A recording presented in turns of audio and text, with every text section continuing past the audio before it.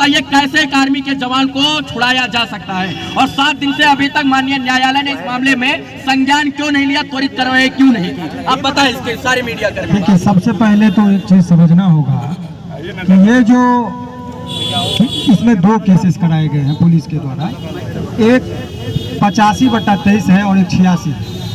तो इसमें 85 जो किया गया है, इसमें जो मुख्य धाराएं लगाई गई है, इसमें नसीम अख्तर साहब है। आवाज आ रही है ना आप लोगों को? ये नसीम अख्तर साहब है, इनके द्वारा एक शिकायत दर्ज की गई और इसमें बताया गया कि जब बोल रहे हैं कि जब हमारे चाचा सड़क के किनारे खड़े थे तो एक अनियंत्रित होकर एक गाड़ी आई जिनसे उनका धक्का लगा और धक्का लगने के बाद कह रहे हैं कि वो गिर गए, जिसमें उनको चोट लगी। और इसके बाद वो कहते जब उन्होंने पुलिस को खबर किया तो ये नोक-झोंक हुआ, गाली गलौज हुआ।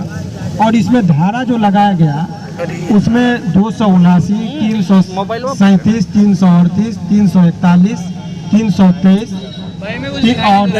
323 और 325 बट्टा और 504 भी है। तो एक धारा के बारे में बता दूं कि ये देखिए, सबसे पहले तो आपको ये जानना होगा कि 379 जो धारा है वो जब कोई आदमी लापरवाही से गाड़ी चलाए, यदि साधारण शब्दों में कहा जाए तो आप देखते होंगे मोटरसाइकिल वगैरह है, कोई आदमी और लहरिया का टाइप का चलाता है तो लापरवाही कहते, तो उस सब में 279 लगता है। लापरवाही से गाड़ी चलाए और यदि किसी को चोट लग जाए तो ऐसे परिस्थिति में 337 की धाराएं लगती है।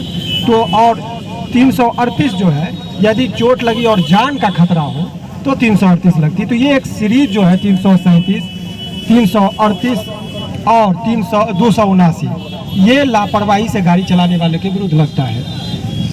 इन तमाम धाराओं का बेलेबल है। बेलेबल का मतलब होता है कि इसमें तुरंत बेल मिल जाना चाहिए, इसमें कहीं कोई ये नहीं है। इसके बाद 341 लगाया गया कि यदि किसी व्यक्ति को आपने पकड़ लिया, कहीं जाने नहीं दिया, रॉन्गफुल कन्फाइनमेंट है। और 323 है कि लपड़ थप्पड़ से यदि किसी के बीच में मारपीट होती है तो वो लगता है। 504 है गाली गलौज का। तो तमाम जो धाराएं इसमें लगी है सभी बेलेबल है, उसमें as a matter of right bail मिल सकता है। एक सेक्शन जो जोड़ा गया है इसमें 325, ये 325 का इसमें कहीं कोई मटेरियल नहीं था। तो ये जो एफआईआर हुआ है वो जो मटेरियल है यहाँ पर अवेलेबल, 325 का कहीं कोई मटेरियल नहीं है। यदि 325 कहता है कि यदि किसी को गंभीर चोट पहुंची है, और गंभीर चोट का परिभाषा है आईपीसी के 320 में दिया गया जो 7 कैटेगरी है।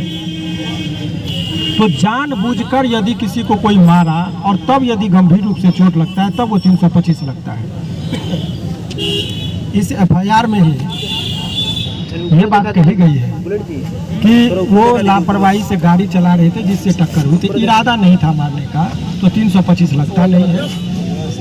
इसीलिए ये बात यदि माननीय न्यायालय में रखा जाएगा, थोड़ा जोर से बोल सकते हैं, और माइक को थोड़ा लेके पास कर लीजिए सर। दे रहे पानी दे रहे सर। ठीक है। आपको बता दें जानकारी के लिए कि थोड़ा सा साइड करिए, तो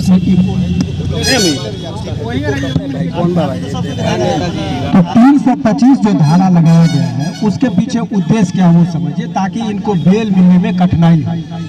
और एक अहम बात यह है कि ये लड़ाई बिटवीन पुलिस और एक आर्मी के जवान के बीच की लड़ाई है। तो इसमें हम और आपकी एक भूमिका है कि पुलिस और आर्मी जो होते हैं वो आम आदमी के रक्षा के लिए होते हैं।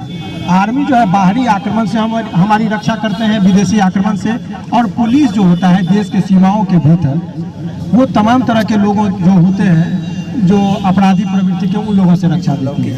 लेकिन सवाल यह कि पुलिस के प्रति भी हमारी उतनी ही आस्था है जितनी आर्मी के प्रति है। लेकिन कुछ पुलिस कर्मियों के हरकत से पूरे पुलिस समाज जो है बदनाम होते हैं, खास करके बिहार पुलिस का पूरे देश में अभी किरकिरा होने लगा है। तो वो जो बाद की जो इनका कंडक्ट था कि मारते हुए उनको लेके गया आर्मी के जवान को, और वो परिचय भी देते रहे कि आर्मी का है, तो वो मारने का अधिकार उनको बिल्कुल नहीं है। वो आम आदमी को भी नहीं मार सकते हैं। तो यहाँ तो एक आर्मी का जवान था, उनके प्रति सभी लोगों की भावनाएं कदर होती है। तो ये सरासर जो है सो एक गलतपूर्ण तरीका था। उस पर विभागीय अपना जो भी कार्रवाई हुई इस चीज़ से नहीं है। कौन गलत कौन से, उससे भी हमें कोई मतलब नहीं, क्योंकि वो जज और न्यायालय का काम है। अभी हम लोगों का मुख्य उद्देश्य है कि उनको बेल क्यों कैसे मिले और जल्दी से जल्दी कैसे रिहा हो। तो दो केस, एक केस का मैंने ये बताया और एक पुलिस के द्वारा भी की गई है। तो सवाल यह है कि लड़ाई भी पुलिस के द्वारा हो, पुलिस मारती भी है, पुलिस केस भी करती है, अनुसंधान भी वही लोकल पुलिस कर रही है। तो यहाँ अनुसंधान फेयर होगा कि नहीं होगा, ये एक अहम मुद्दा है।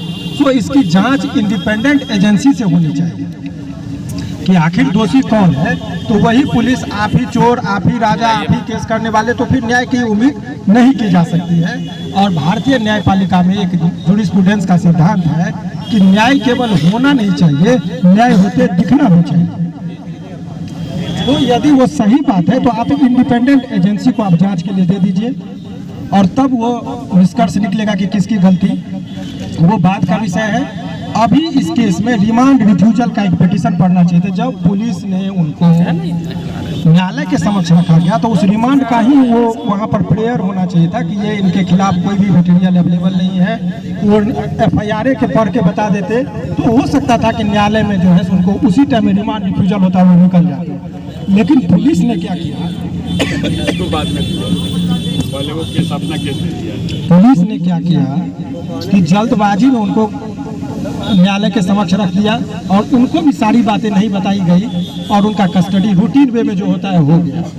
अब सवाल ये है कि अब ऐसे परिस्थिति, अब वो पुलिस अभिरक्षा में नहीं, न्यायिक अभिरक्षा में है, यानी कि न्यायालय के आदेशानुसार वो जेल में है। और हम और आप जानते हैं ये मीडियाबाजी का शोर हो या हमारे और आपके चीखने चिल्लाने का हो, न्यायालय को कोई फर्क नहीं पड़ता क्योंकि उसके हाथ में पट्टी होता है और हाथ में तराजू होता है, वो सबूत के आधार पर काम करते हैं।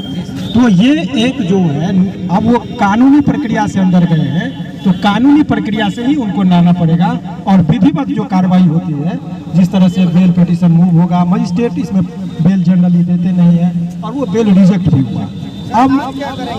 अब सेशन न्यायालय में वो गया है। अब सेशन न्यायालय में तमाम ये बातें जो FIR में जो असत्य बातें को लिखा गया है उसकी व्याख्या की जाएगी। तो वो और डायरी की बात की जाएगी। तो डायरी अभी पुलिस के पास में ये है कि डायरी आप समर्पित कर दीजिए तुरंत में, क्योंकि इसमें तो बहुत ज़्यादा अनुसंधान करने की बात है नहीं। तो डायरेक्ट वो चार्जशीट दे दे और सही बात को वो रखे ताकि वो जल्दी से जल्दी छूट जाए। क्योंकि न्यायालय में ये टेक्निकल बात उठ सकती है कि हमको चार्जशीट या डायरी आने दीजिए तब मैं देखूंगा, तो लंबी प्रक्रियाएं हो जाएगी। साहब एक यहाँ पे बात है जिसमें है कि 45 के अनुसार, एक मिनट, ये भी बात बहुत अच्छी बात आप लोगों ने कहा। जब कानूनी बात होगी तो आर्मी के किसी भी जो होते हैं CRPC की धारा 45 के तहत बोलता है कि उनको डायरेक्ट अरेस्ट जो राज्य सरकार की पुलिस है वो नहीं कर सकती है। लेकिन उसमें एक टेक्निकल वर्ड है, उससे गुमराह होने की जरूरत नहीं है।